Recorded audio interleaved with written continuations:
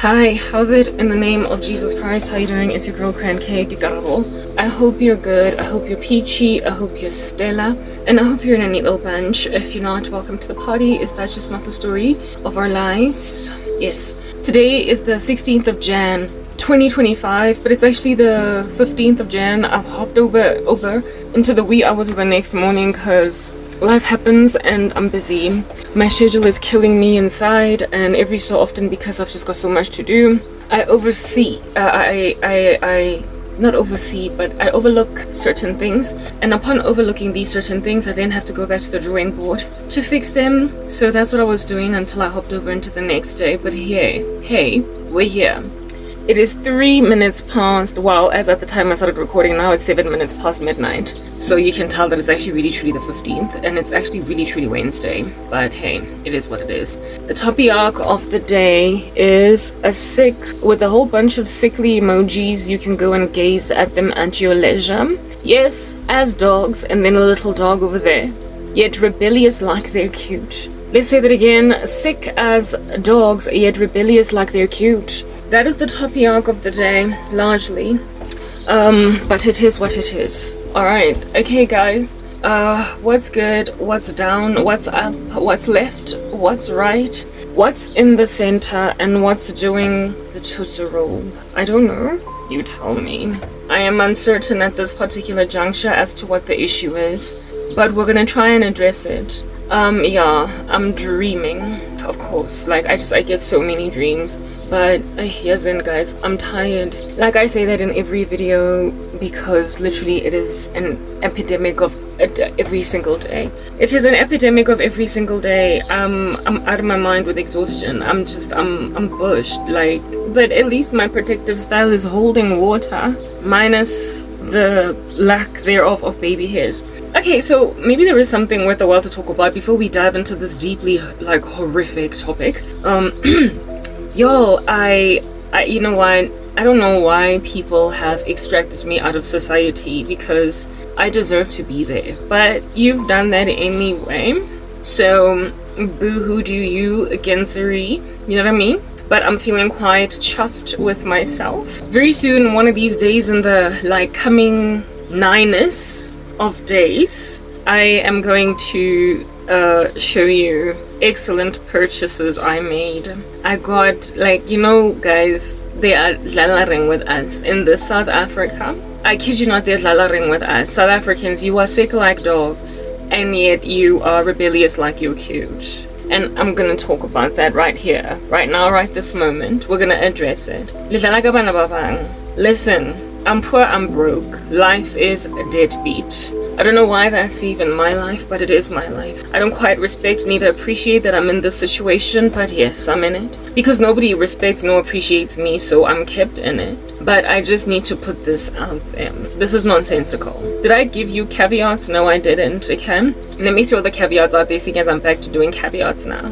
Say hello to the scripture of the day. Hallelujah. Is it not so cute out here swinging like an endearing child at the park, but unfortunately being gazed upon by a pedophile thereat? Stop gazing at the child, oh pedo. Just, like, don't do it. Anyway, whatever.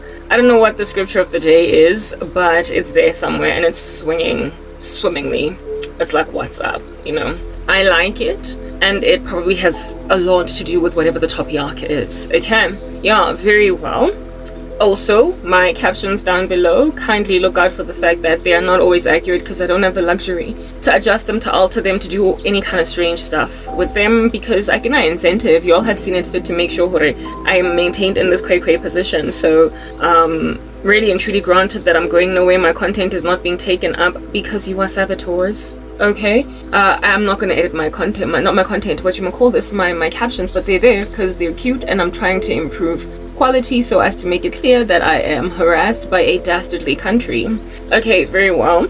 So those captions that are making you uneasy, allow them to not make you so uneasy. I'm not the one that's misspelling them. What else is a caveat that I can put out there? Yeah, I'm wearing application makeup. So because I'm wearing application makeup, it sometimes falls off. Like, you'll find it like chilling, like oblong and funny little angular spaces. For the larger majority, it kind of stays where it's supposed to be, so don't come at me with a flying kick. I'm not shape-shifting. Cool, we've already said that. Let's put it out there that we've said that, so let's move on. Now let's get into what I was talking about. Mzansi Afrika Desut, South Africa. Basically, Gimaswabi. Literally, I am sorry, I don't know what's good. One second. Yes, that's how you do it. That's how you clean yourself. That's how you remove scales from your eyes. That's how you give yourself clarity. I had to cleanse my lens, lest my lens gives me uncleansable vibes. South Africa has in I proper don't understand. You know, recently there was an altercation going to and from, like a tennis match between Donald Trump and the South African parliamentarians. And he was speaking about how it is that all of y'all with your BRICS alliance, no, I apologize, you're not going to go and undermine the thing that I'm doing here in America. As its president, when I take office, I'm going to sanction you just because you don't like us, because you're not going to go and threaten our reserve currency, our currency as the reserve currency of the world, just because you woke up one day and decided to. I'm going to throw you into some hot water and show you flames, therefore.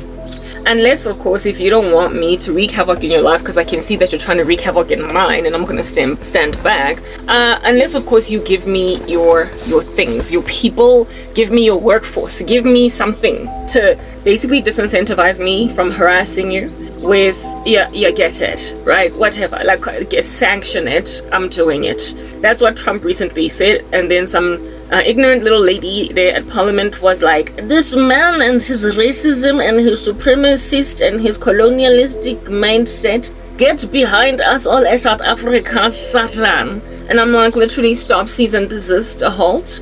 Cease hostilities against yourselves, because the Satan in this particular regard is you. Lona le government lona exciting sense so don't be calling people that are putting stuff out there rightly as what they all put out there as the Satani, because it's you. Alright? This ignoramus are you calling Donald Trump because that's the only card that everybody pulls against Trump, right? That's the, like, literally, they can only ever pull the race card. They call him racist. The guy could be like, oh, the sky, the weather is gloomy today. What's going on? And just because he used the word gloomy, they be out you calling him racist even against the weather. Because why must everything be about color? No, it's dark outside because the trees are high.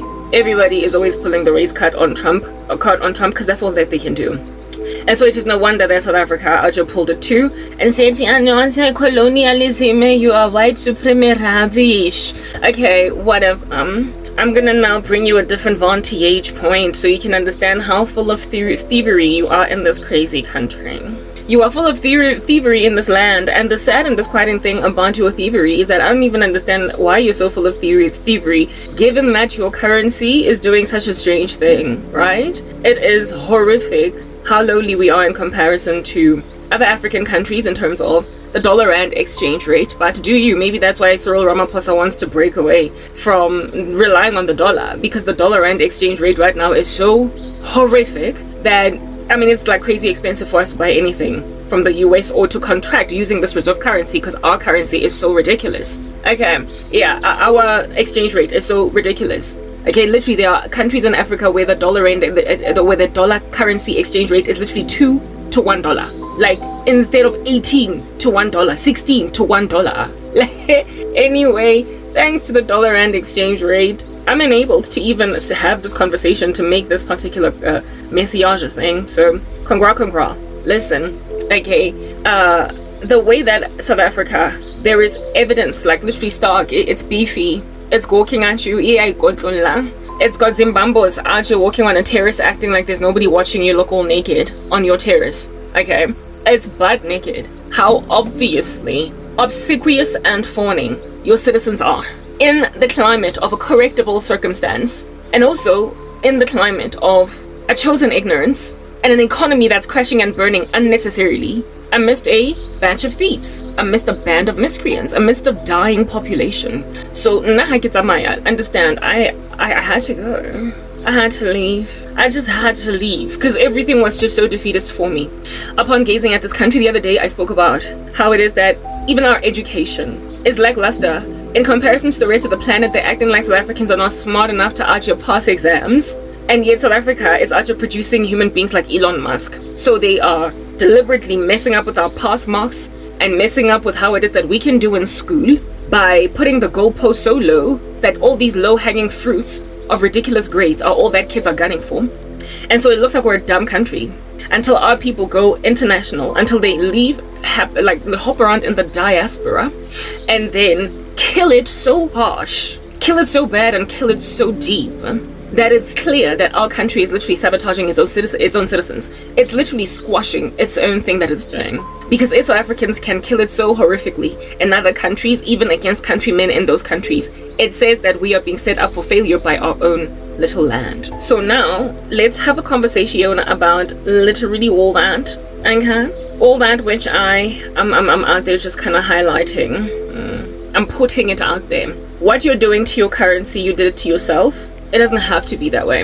And also, it is a lie from the pit of hell, or maybe the problem of the finance minister or our fiscal policy or our international relations that are putting us in a position to suffocate so horrifically. Because look at the corruption in our stores. Maybe our inflation is like that because of the corruption of individual South African merchandisers. Perhaps our issue is the corruption, the grain of just nasty, I'ma drain this, I'ma drain this, I'ma drain it mentality of people who are merchandisers. I kid you not. Why do you think South Africans get all nar and mad at foreigners, foreign nationals that are doing better than them? It's because you're swindlers, guys. I kid you not, you are thieves. Elon Musk could not out here hang out his Starlink on our shores and our streets. I spoke about that the other day. You're gonna have to go and check all that out, okay?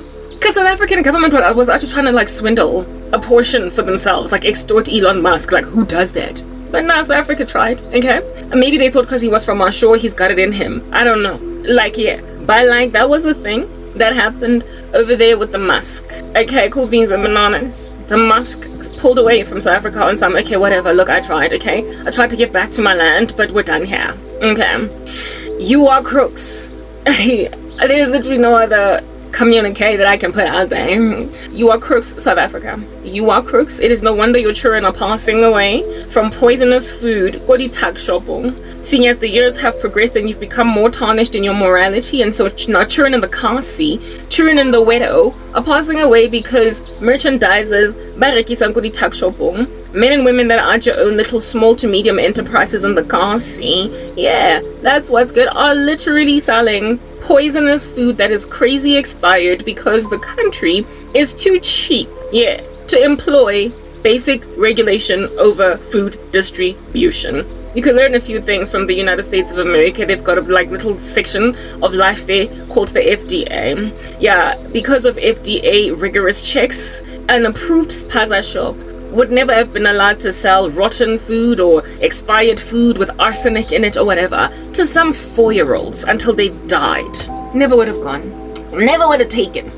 But you see, in order to establish a body like you're another FDA, seeing as you're coming at America like a ton of bricks on some, we don't need you no more, especially considering it's too expensive to buy anything through you. Your little currency is giving me grief because it's too big, so it ain't that little after all. So what I'm gonna do is out here hang out with Vladimir Putin, Xi Jinping, and anybody else that I can hang out with, and flail my big fat BRICS flag, and then say that I'm going to destroy the US as a reserve currency. Notwithstanding why in the world under heaven it is that the Americans got to that point, how they became the global reserve currency. Yeah, they understood basic things. So the Lord blessed them richly with all that superpower status, alongside the fact that they were godly at some point. They're kind of falling apart, but that's not that story today. Okay, Mamelang. To establish bodies like those, to essentially have a society, right? A citizenship, to have this here is my countrymen and they are rainbow, because you love to call yourselves the Rainbow Nation. It's your tag, okay? This is my Rainbow Nation. Look at it, it is so diverse, and you're feeling all proud, like patting yourself on the shoulder. Mamelang. When you have a Rainbow Nation and you want to take care of it, when you have, long story short, what we call civilians, citizens in a country, and you want to take care of them, you need to go out of your way to pay for the safety of society, because after all, what makes up your society are the individual members down in the street. Their health generally makes all the difference. Like in a company, for instance, job satisfaction is important. So you're not going to get job satisfaction out of people when they don't feel enabled on the job, when they don't feel motivated, when blah blah blah. So you come up with all different kinds of programs, KPIs, future aspirations. You come up with team buildings. You do all these things, and what do those things do? Okay, I will give you an example with MTN back before it became the Grinch that stole Christmas. All right, yeah, it was, as at the time when I was employed by them, a couple of years in a row, employer of choice. Why were they employer of choice? Because it was this company that people, upon working for it, not only got these gargantuan bonuses, so they got rewarded for their hard-earned, for their hard labor, right? At the end of each quarter or whatever. Okay, I'm hearing funny little noises coming from outside. They got rewarded at the end of each, not so much quarter, but year, right? They also used to, they invested, they renovated the premises, the company, the offices were Lani. They were Lani. They hired or recruited what are called ergonomic specialists, people that enabled them to build their building in a way that would be most optimally pleasing to staff. Like, I don't know about you guys, like back in the day, like my mom, there are all these noises coming from outside, but anyway, I'm gonna ignore it. Back in the day, my mother worked for Liberty Life, and I remember she worked for Liberty Life when I was just a child, right? And one day, I was at her offices, like after school or something. You know how kids sometimes are out loitering, offices of parents. I was there in the office, and all I remember seeing was Liberty Life, like the memory that I have of Liberty Life as at that time. Okay, I have been inside Liberty Life. They ever since then did basically get with the program. They got with the program. But back then in the 90s, all I remember seeing was just this gray environment, brown, drabby, barely any windows, no sun, just a room that had, however, very bright lights inside, and everything was just squeezed. And the cubicles were like of where my mom worked with her colleagues. They were like high, and everybody was like, when you look left you saw gray, when you look right you saw gray. And the cubicles that thingy you could punch, like, using a little sticky thingy, you could punch in, so you could like basically stick your little piece of paper as a reminder to do whatever. And then they had their everything, their office building was giving, whoa, you're here for 8 hours a day, I can't believe it, like you don't sleep. That's what's good. Many moons later, when I would join Liberty Life as a learner, an intern in the learnership program, they had comprehensively refurbished the canteen. They had replaced the drabby walls with glass, so as to bring in a whole bunch of sunlight, natural light coming in, and the lighting, therefore, up tops that would illuminate the office was sort of kind of complementary with natural UV rays. Know what I'm saying? Yeah, it was like a scenic route, a scenic view that they had, when they were scanning on the periphery. Well, I mean, I didn't work at the head office, and I also can't really recall how they used to sit, but I would imagine they also likely refurbished their furniture and everything, but I just remember that it was a lot brighter. Their reception, their lobby was huger, it was bigger, and it had lots of silver, lots of lights, lots of glass, lots of open area. And then when you look on the inside, the first thing you saw was this bustling, beautiful canteen with a whole bunch of people being very happy there. Yeah, so when you were hanging out at the and they replaced their entry, like mobile kenang thing, with those like revolving doors, and there was again lots of glass as well, so you could see the outside world. They also planted a whole bunch of greenery on the outside, like shrubs and everything, in the entry hall, so as to make this look like some wonderful place to come and work every day. It's literally like a walk in the park to be an accountant in this place. An actuary is not an actuary until they walk past the shrubs. Yeah, so they used it up. They amped the situation, because behavioral psychologists and industrial psychologists out there recommended and let them know that literally it makes a huge difference. The person's work environment makes a massive difference on how does that they perform, their excitedness to be there, what makes them tick. It makes a huge difference. So as a company, invest, even though it might cost you a pretty penny, invest in basically making your building ergonomically pleasant to your staff. invest in good chairs, invest in a particular seating plan arrangement, invest in this kind of instead of these like pin it into walls next to people, make their seating arrangement more interactive so that they can have access to the popping heads of their colleagues right next to them, instead of them feeling isolated in literally this like silo inside this cubicle where you feel like you're working alone in this company all by yourself. The Bible, it is written therein, when Adam was out here hanging out with the animals, that man does not, it's not good for man to be alone. Therefore, God made a helper suitable for him. God made Eve suitable.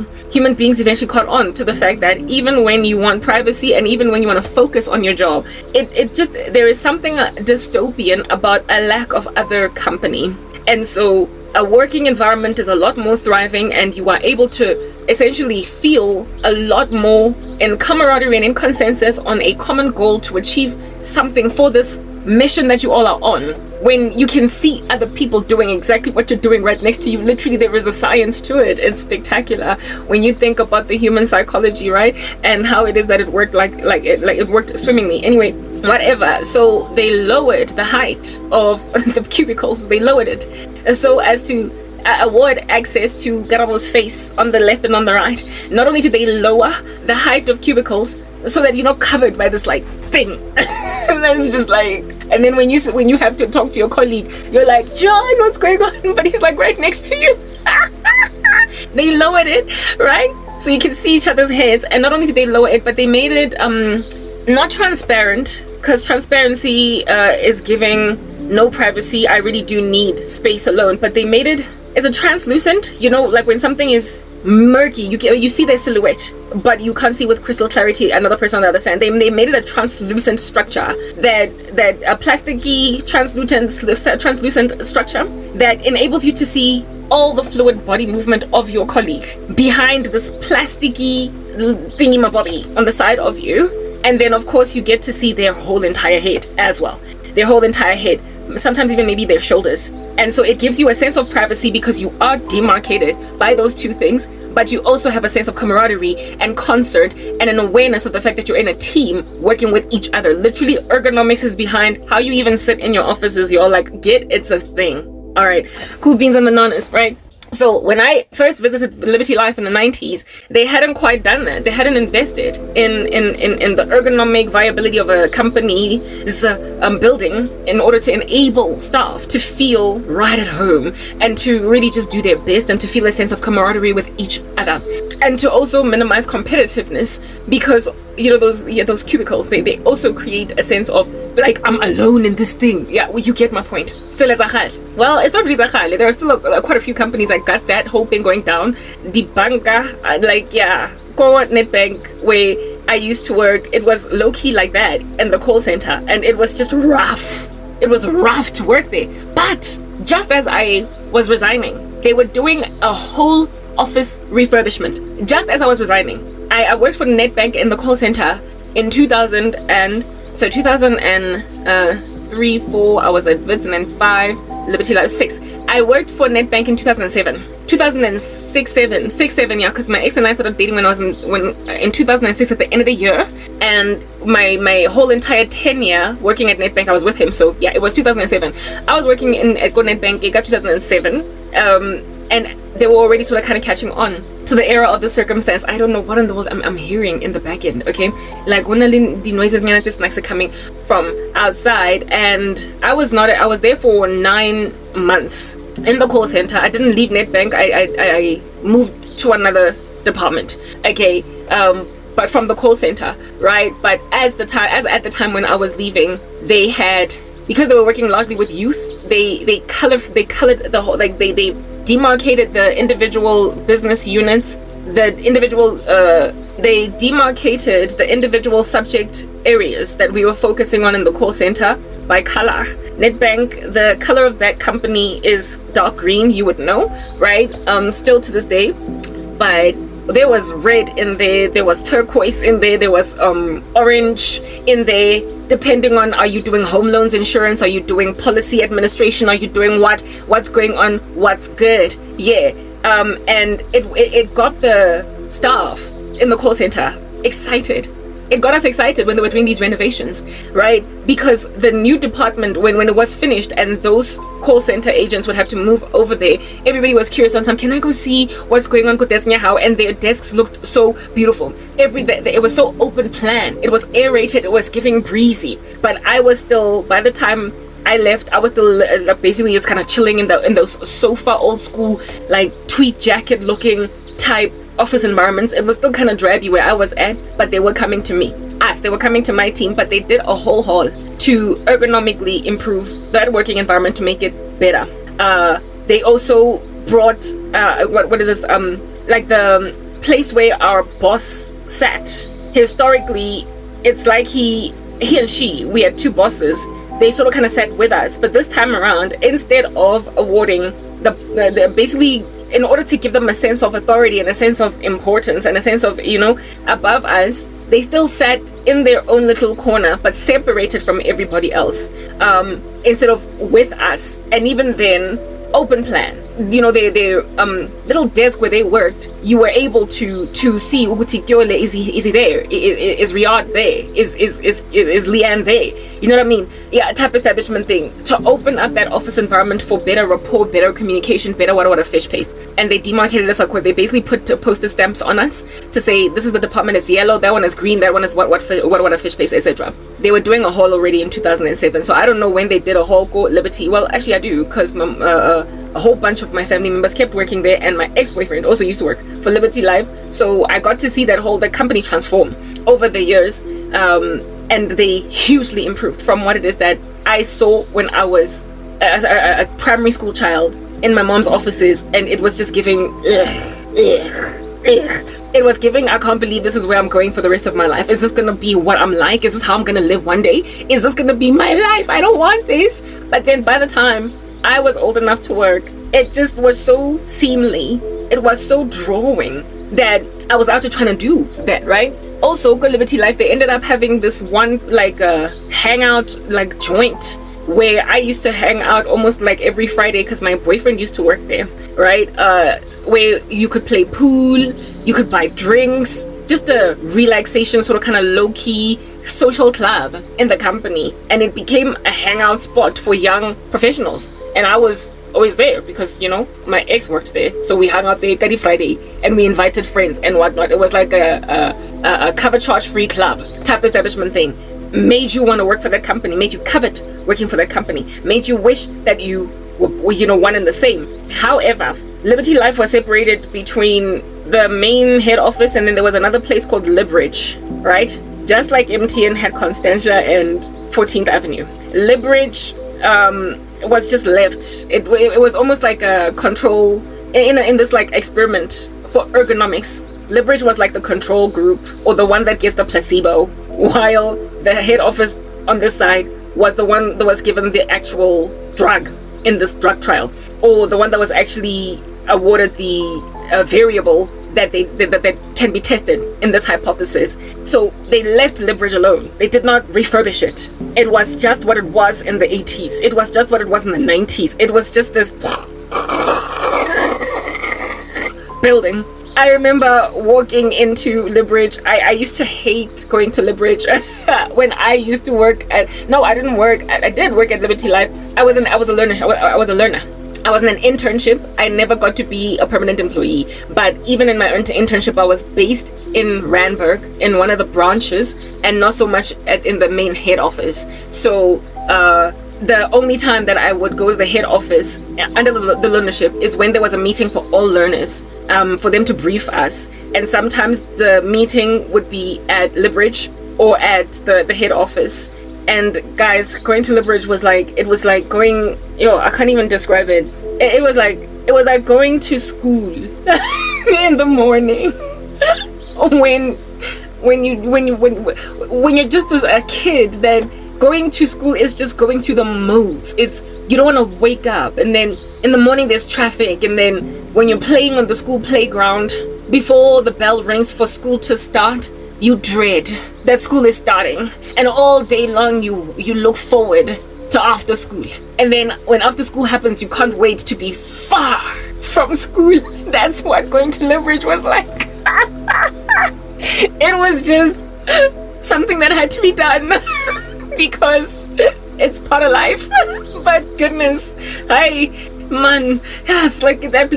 Everything about Libridge was dull. It was grey. It was drab. It was dark. The lighting, no windows. The building was made of solid concrete, like marble or something. And oh goodness, I hated Libridge. Oh, I hated Libridge. I hated Libridge. I don't know what they've ever since done to it. The lifts. Oh, the lifts. You felt like you were in a tower of terror. Just waiting for them. There was so much brown and grey everywhere. And there was no light, and there was so many of them, and it was just like these 1, 2, 3, 4, or maybe just 1, 2, 3, and then behind you another 1, 2, 3. And when you click on the lift, you will click on every last one of them, just waiting for whichever one will come, and then you go in. It was so drabby. And then once you were in on the floor, you look around and it was like, okay, so I'm here. Where's the meeting? Where are the other learners? Because where it is that you would every every floor had a like receptionist. Everything was closed up, like a dentist office or like a doctor's office, or you know the way that an office building that has rented space out to different companies would be closed up, and every single like silo of a little mini company. This is a law firm, this is a real estate agency, wada. There's like a receptionist at every door, at every behind every door, because you know on this end you're going to see a private investigator. Over there, however, you're going to see a lawyer. Over there, however, you're going to see a dentist. Over there, however, you're going to see a doctor. So you can see how they're so siloed, so separated. Yeah, but Libridge was like it was like that, but it was from one company. It was terrible. It was legal, separate. There was HR, finance, separate, and everything had its own closed up door that was labeled this particular department, this particular business unit, and you had to like, you know, click the buzzer, this is it, and then the receptionist lady would like be like, and then go underneath her desk or whatever and click and press a button open for you.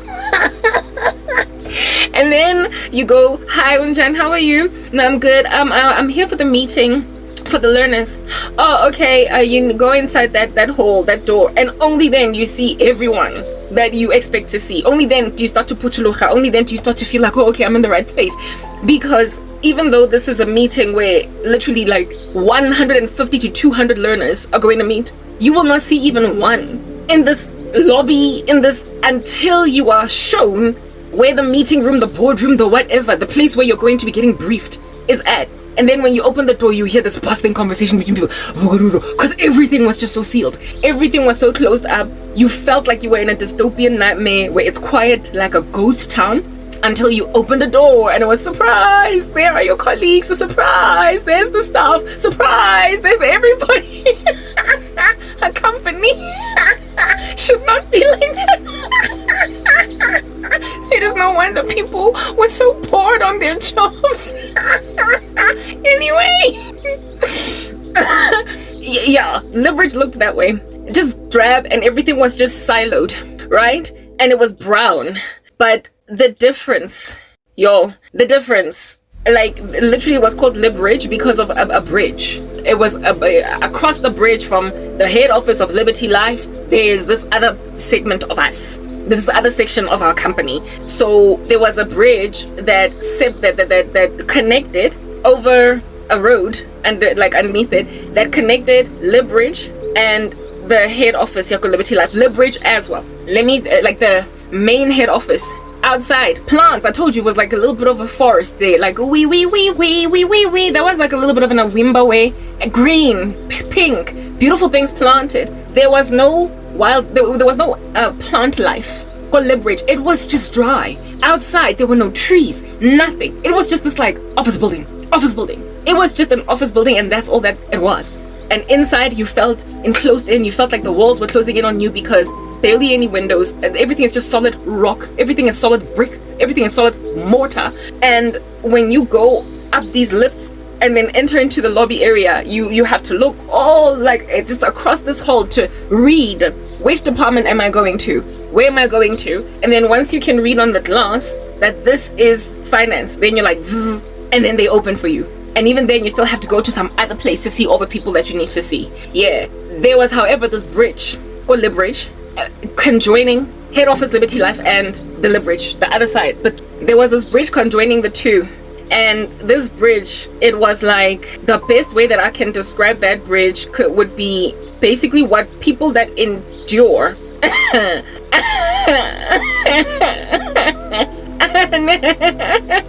near-death experience.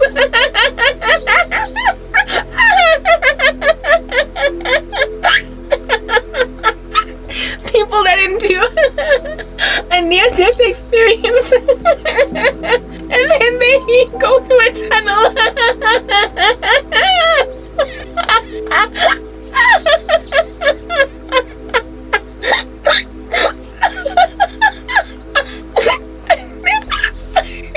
If you've listened to near-death experience testimonies, people always speak about being in a dark tunnel.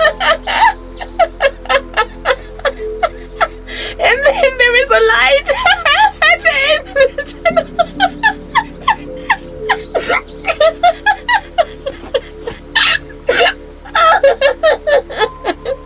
I'm sorry.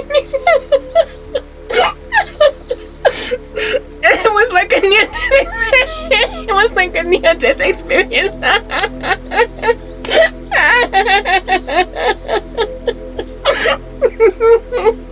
It was like I had been killed and now I was going to heaven. I'm getting hot.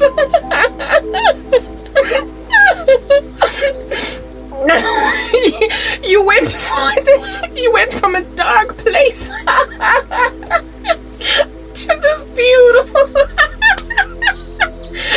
building conjoining the two companies, the same company, leaving Lib Bridge the building to go, leaving Lib Bridge the building, using the bridge to go to the head office. The main head office building was like a near-death experience. Literally, you got into a tunnel, a bridge, and on the other side there was light.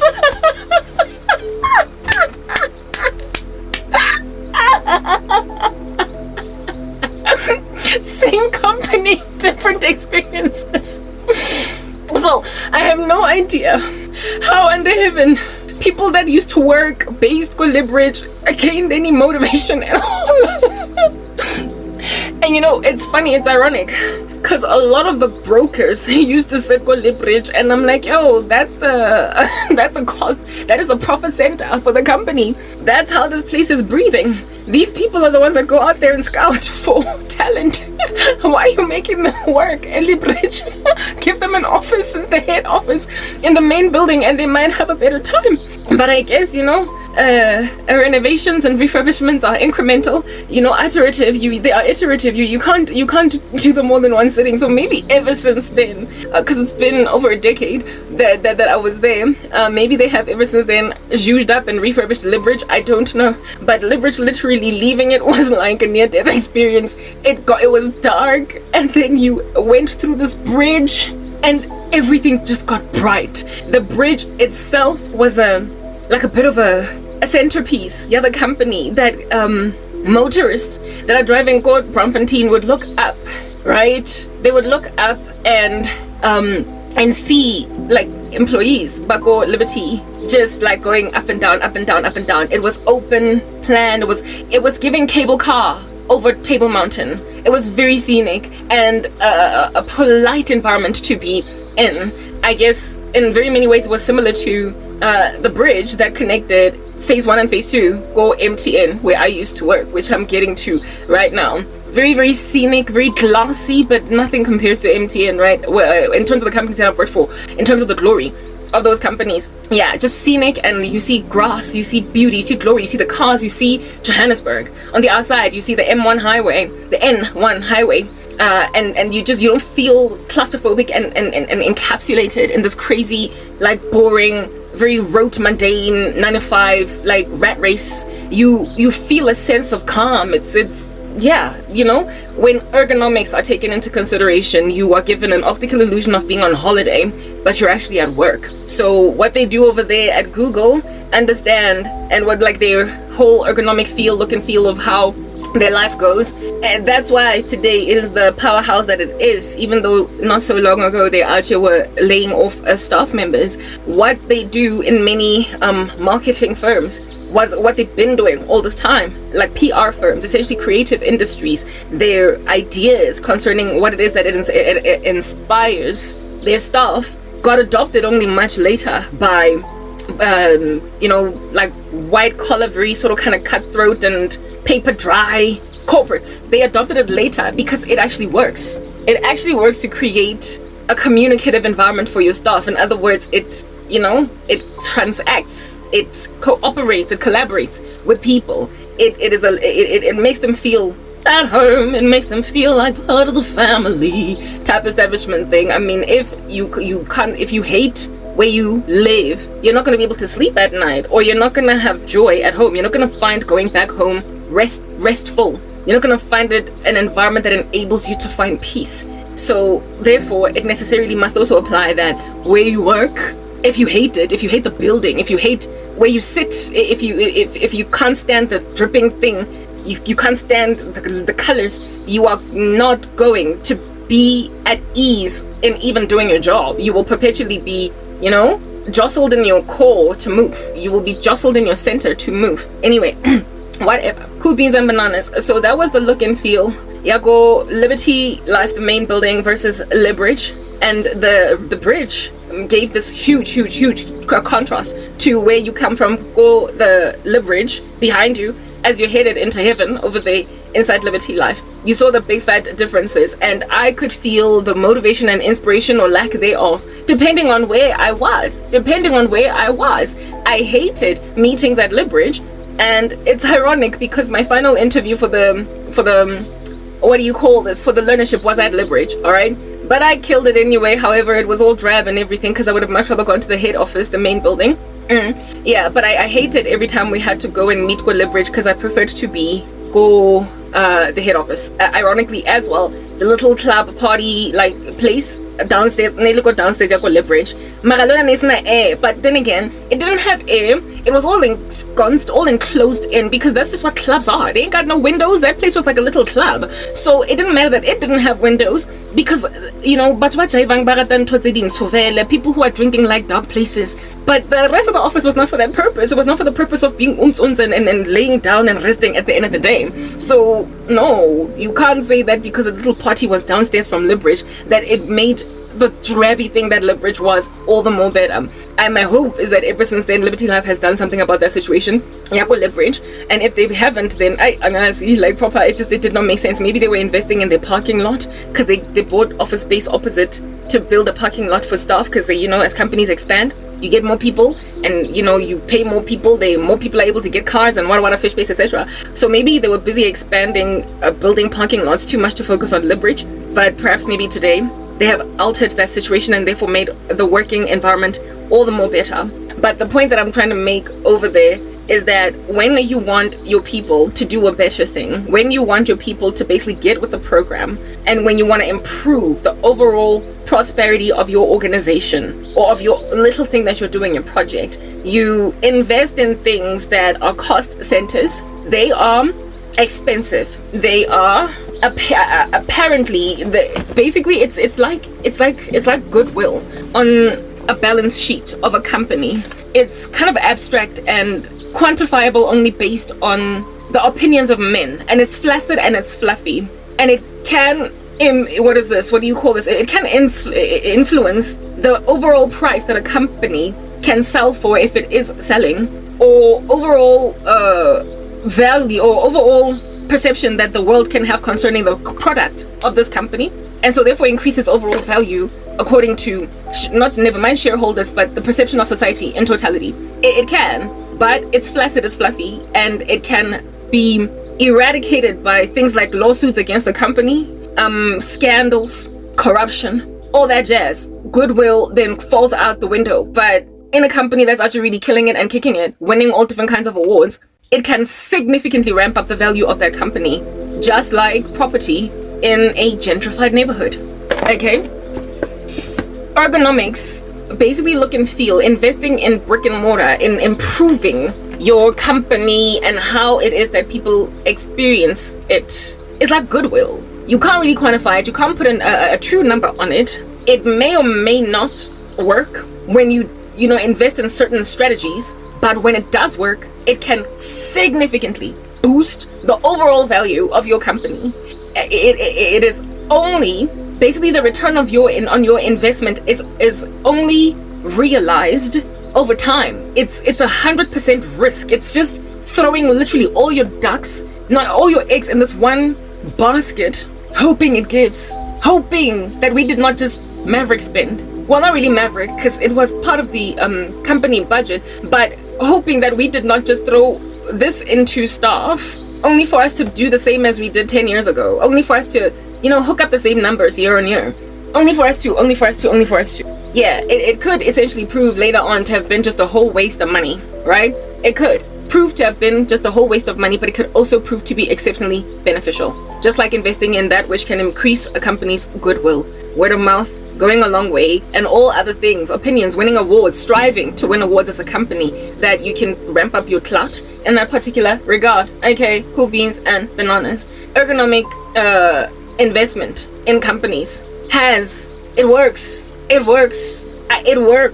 because the company that I worked for how many years in a row was not only employer of choice, but it was also the top brand, the most visible brand, the most viewable brand in the world, never mind Africa, for many years in a row, right next to, up there with Coca-Cola, up there with IBM, up there, the most recognizable brands. And they for years they also won best brand for years, like in a row, because they invested in them people. They invested in ergonomics. When I started working at M10, I started working there in 2009. Remember I told you 2007 was when I was moving from call center agent to, my career skyrocketed quite quickly. I grew like weeds in my career. So when I say 2007, 2009, yeah, there was a huge difference in what I was doing professionally and my track. Okay, I was in the call center in 2007 and I was quite a strong professional by 2009.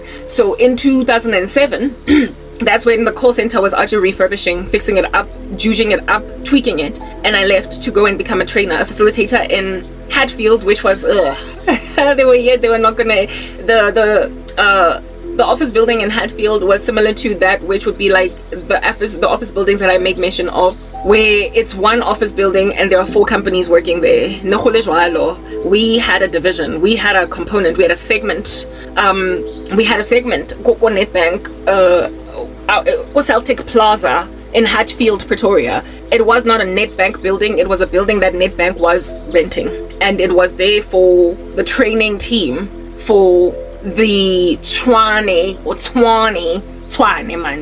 area, and it was just somewhere we had to be close to Tshwane because we were training staff members in that region. Remember, remember Gauteng is made up of Pretoria, like Johannesburg, so it was onerous and taxing for Johannesburg trainers to travel all the way to Pretoria, or for Pretoria employees of Nedbank in the branches, like the branches in Pretoria and in the Tshwane area, Soshanguve, Mamelodi, whatnot, to go all the way to 100 Main in downtown Johannesburg. And so they created our department, and so they bought us a little boring apartheid looking old school, like hard knock marble, nothing breaks there because it's made of reinforced wood. Yeah, they gave us that office that had no windows, and it was yeah.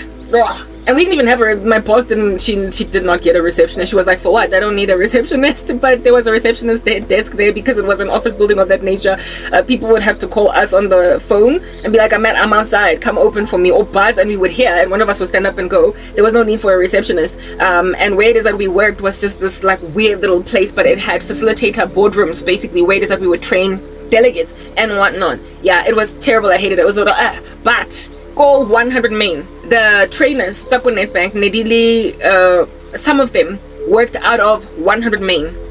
And 100 main was exactly like Liberty, called Liberty Life. Just again, dry, dark building, barely any windows, concrete everywhere, browns, grays, and the lifts that are next to each other. The lifts were like next to each other, and inside the lift, claustrophobia, everybody's quiet, there's nothing going on. You feel like, I don't know what you're breathing. Yeah, it's just, if you are in there alone, you're scared. If you're in there alone, you're literally out of your mind, nervous, okay?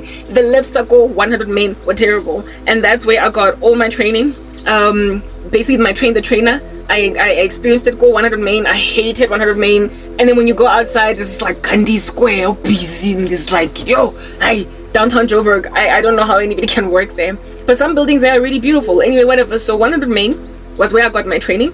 And 100 main was where some of my colleagues trained from.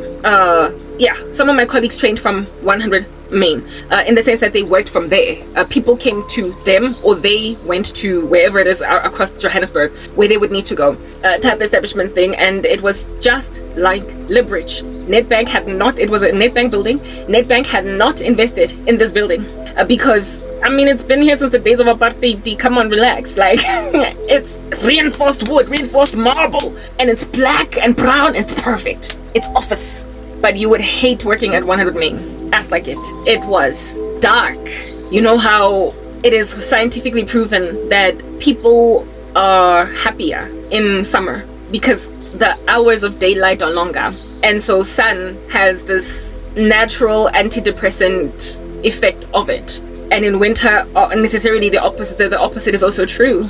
In winter, people are prone towards depression because it's dark for longer, and it's also cold and whatnot, and people have to be indoors, wada. They can't see the sun, they can't go to the beach, they can't see as many colors in society, as much of the rainbow in society, because winter colors are absorbing of light. They are, you get my point. The other day I spoke about the spectrum and how when you mix all those colors together, you put them through a perspex rod, you get the color white of which is like the beyond and end all, the light of God. So the farther away from the light of God you divorce yourselves, basically the more you get into the brown hues, the maroons, the reds, the darker things become, the less God you see, the less light, the less healing you experience.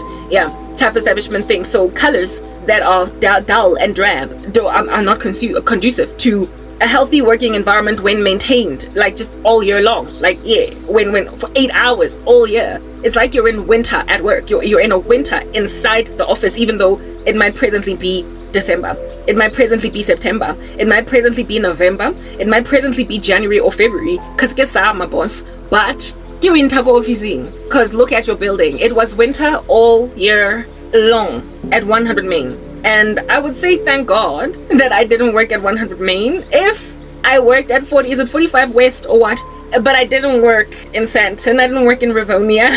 I wish I did. I think it's go Hatfield, which was terrible. It was just like 100 main, only like in a much smaller scale. It was the same thing. Oh goodness, like the training rooms were better though in Hatfield. I would have to say that. Go 100 main, everything was just so brown. The carpet, everything, like the blinds, like kill me. The only thing aerating that place was the aircon. There was no actual air that you could bring in through just opening a window. But then again, if you open a window, you might get the exhaust fumes of all the buses at Gandhi Square, so not gonna work. But you get my point. 100 main was drabby like that, but Nedbank had its own version of Liberty Life head office.